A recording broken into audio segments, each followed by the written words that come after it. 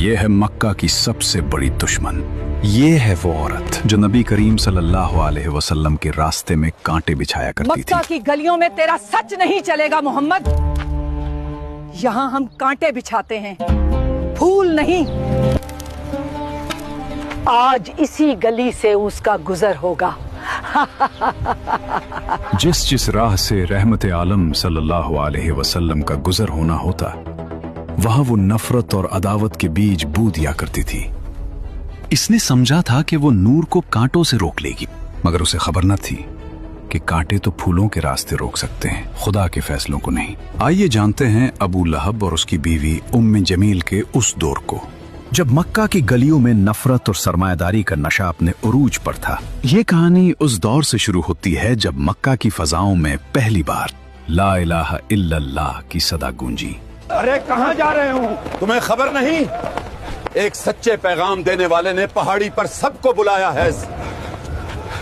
مگر اس ہجوم میں دو ایسے چہرے بھی تھے جن کی آنکھوں میں نفرت اور غصہ اتر آیا تھا، ابو لہب اور اس کی بیوی ام جمیل.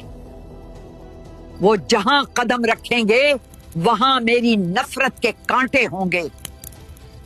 3 برس تک حضور اقدس صلی اللہ علیہ وسلم انتہائی پوشیدہ طور پر نہایت رازداری کے ساتھ تبلیغ اسلام کا فرض ادا فرماتے رہے.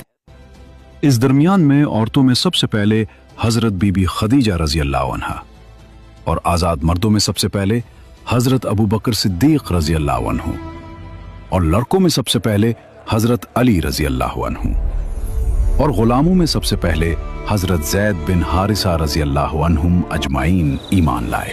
3 برس کی اس خفیہ دعوت اسلام میں مسلمانوں کی ایک جماعت تیار ہو گئی، اور خداوند تعالیٰ کا حکم ہوا کہ اے محبوب، آپ اپنے قریبی خاندان والوں کو خدا سے ڈرائیں. تو حضور علیہ السلام نے ایک دن کوہ صفا کی چوٹی پر چڑھ کر یا معاشر قریش کہہ کر قبیلہ قریش کو پکارا. جب سب قریش جمع ہو گئے تو آپ نے فرمایا کہ اے میری قوم، اگر میں تم لوگوں سے یہ کہہ دوں کہ اس پہاڑ کے پیچھے ایک لشکر چھپا ہوا ہے جو تم پر حملہ کرنے والا ہے، تو کیا تم لوگ میری بات کا یقین کر لو گے؟ تو سب نے ایک زبان ہو کر کہا کہ ہاں ہاں، ہم یقیناً آپ کی بات کا یقین کر لیں گے، کیونکہ ہم نے آپ کو ہمیشہ سچا اور امین ہی پایا ہے. آپ نے فرمایا کہ اچھا، تو پھر میں یہ کہتا ہوں کہ میں تم کو عذاب الہی سے ڈرا رہا ہوں، اور اگر تم لوگ ایمان نہ لاؤ گے تو تم پر عذاب الہی اتر پڑے گا. اس مجلس میں ابو لہب بھی تھا. وہ کہنے لگا، کیا ہمیں یہاں اسی لیے جمع کیا گیا تھا؟ تم نے آج ہمارا وقت برباد کیا اور ہمارے دین پر انگلی اٹھائی. تیرا ناس ہو! کیا اسی بےہودہ بات کے لیے تو نے پورے قریش کو پکارا تھا؟ یہ سن کر تمام قریش، جن میں آپ کا چچا ابو لہب بھی تھا، سخت ناراض ہو کر سب کے سب چلے گئے.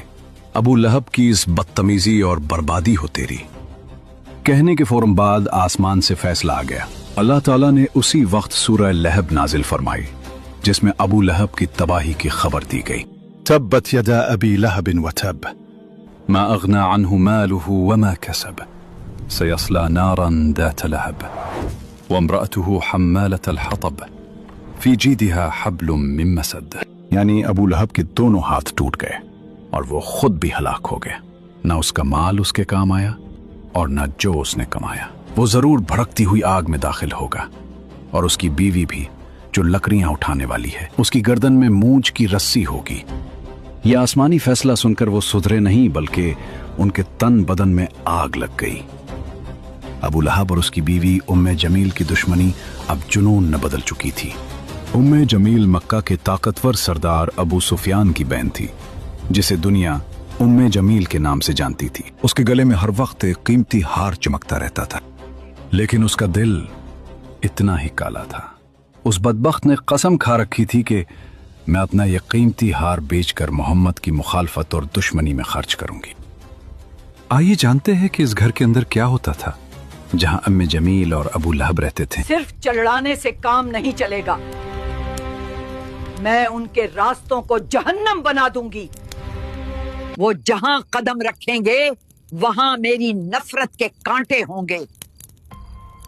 ابو لہب ہر رات جب مکہ سو جاتا یہ بدبخت عورت نکل آتی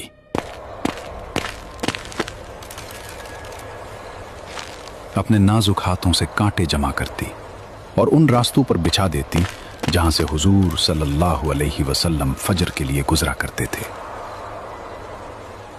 कुछ दिनों बाद जब उस मगरूर औरत ने सुना कि रब्ब कायनात ने उसका नाम लेकर उसे ईंधन ढोने वाली कहा है, तो उसका तकब्बुर पाश पाश हो गया। वो इंतकाम की आग में जलती हुई हाथ में पत्थर लिए हरम की तरफ भागी। उसका इरादा था कि माज़अल्लाह नबी करीम सल्लल्लाहु अलैहि वसल्लम को नुकसान पहुंचाए, लेकिन देखो कुदरत का करिश्मा। कहाँ है वो? मैंने सुना है वो मेरी बुराई करता है। खुदा की कसम, अगर मैंने उसे देख लिया तो ये पत्थर उसके मुंह पर दे मारूंगी। वो सामने खड़ी थी, हुजूर वहीं तशरीफ फरमा थे, मगर अल्लाह ने उसकी आंखों पर पर्दा डाल दिया। उसे अबू बकर तो नजर आए, मगर जाने आलम नजर ना आए। वो बड़बड़ाती हुई वापस लौट गई, क्योंकि जिसका मुहाफिज खुदा हो उसे कोई आंख नहीं देख सकती। दूसरी तरफ नबी करीम सल्लल्लाहु अलैहि वसल्लम को हुक्म दिया गया, आप अलैहिस्सलाम हक को अलल ऐलान बयान फरमाइए। चुनाचे उसके बाद आप अलानिया तौर पर दीन इस्लाम की तबलीग फरमाने लगे, शिर्क व बुत परस्ती की बुराई फरमाने लगे, और तमाम कुरैश बल्कि तमाम अहले मक्का बल्कि पूरा अरब आपकी मुखालिफत पर कमर बस्ता हो गया, और हुजूर अलैहिस्सलाम और मुसलमानों की इज़ारसानियों का एक तूलानी सिलसिला शुरू हो गया। देखते हैं कौन हमें हिला सकता है। इधर अबू लहब और उम्मे जमील दोनों मियां बीवी की दर्दनाक मौत होनी थी, और फिर वक्त ने पलट खाया। कुरान की बात सच साबित हुई। अबू लहब पर अदसा बीमारी का कहर टूटा। उसके जिस्म से ऐसी बदबू फूटी कि उसके अपने बेटों ने उसे छोड़ दिया। कोई उसे हाथ लगाने को तैयार न था। मौत के बाद उसे लकड़ियों से धकेल कर एक गड्ढे में फेंक दिया गया और ऊपर से पत्थर बरसा दिए गए।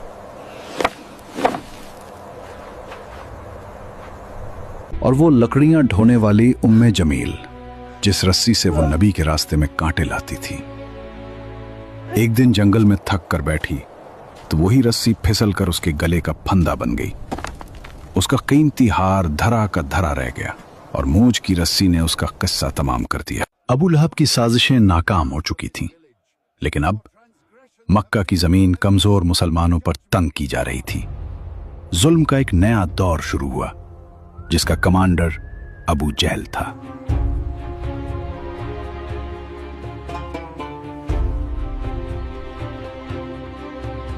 उनका फैसला था कि जो भी गरीब या गुलाम कलमा पढ़ेगा उसे इतनी तकलीफ दो कि वो मौत मांगे या इस्लाम छोड़े। कुफार मक्का खानदान बनु हाशिम के इंतकाम और लड़ाई भड़क उठने के खौफ से हुजूर अलैहिस्सलाम को कत्ल तो नहीं कर सके, लेकिन तरह तरह की तकलीफों और ईज़ा रसानियों से आप पर जुल्म और सितम का पहाड़ तोड़ने लगे।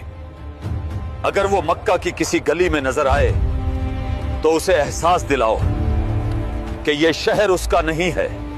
उसकी आवाज को दबा दो, उसके रास्ते में रुकावटें खड़ी कर दो, ताकि मक्का में कोई उसकी बात सुनने की हिम्मत ना करे। चुनाचे सबसे पहले तो हुजूर अलैहिस्सलाम के काहिन, साहिर, शायर, मजनून होने का हर कूचा और बाजार में जोरदार प्रोपेगेंडा करने लगे। आपके पीछे शरीर लड़कों का गौल लगा दिया, जो रास्तों में आप पर फप्तियां कसते, गालियां देते और ये दीवाना है का शोर मचा मचा कर आपके ऊपर पत्थर फेंकते। कभी कुफारे मक्का आपके रास्तों में कांटे बिछाते, कभी आपकी मुकद्दस और नाजुक गर्दन में चादर का फंदा डालकर गला घूटने की कोशिश करते। एक मर्तबा जबकि हुजूर अलैहिस्सलाम हरम काबा में नमाज पढ़ रहे थे, ऐन हालत नमाज में अबू जहल ने कहा कि कोई है जो आले फलां के ज़िबा किए हुए ऊंट की ओझड़ी लाकर सजदा की हालत में उनके कंधों पर रख दे। ये सुनकर उक़बा बिन अबी मुअयत काफिर उठा और उस ओझड़ी को लाकर हुजूर अलैहिस्सलाम के दोशे मुबारक पर रख दिया। हुजूर पाक अलैहिस्सलाम सजदे में थे। देर तक ओझड़ी कंधे और गर्दन पर पड़ी रही और कुफ्फार ठट्ठा मार मार कर हंसते रहे और मारे हंसी के एक दूसरे पर गिर गिर पड़ते रहे।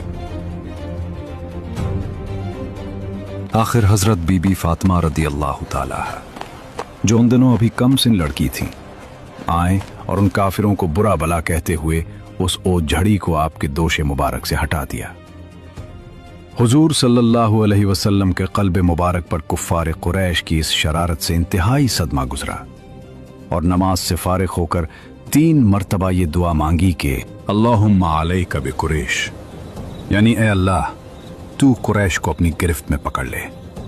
फिर अबू जहल, अक़बा बिन रबिया, शैबा बिन रबिया, वलीद बिन उक़बा, उमैया बिन खल्फ का नाम लेकर दुआ मांगी कि इलाही तू उन लोगों को अपनी गिरफ्त में ले ले। हजरत बिलाल रजी अल्लाह अन्हु, जो उमैया बिन खल्फ काफिर के गुलाम थे, उनकी गर्दन में रस्सी बांधकर कूचा बाजार में उनको घसीटा जाता था। उनकी पीठ पर लाठियां बरसाई जाती थी और ठीक दोपहर के वक्त तेज धूप में गरम गरम रेत पर उनको लिटाकर इतना भारी पत्थर उनकी छाती पर रख दिया जाता था कि उनकी जबान बाहर निकल आती थी।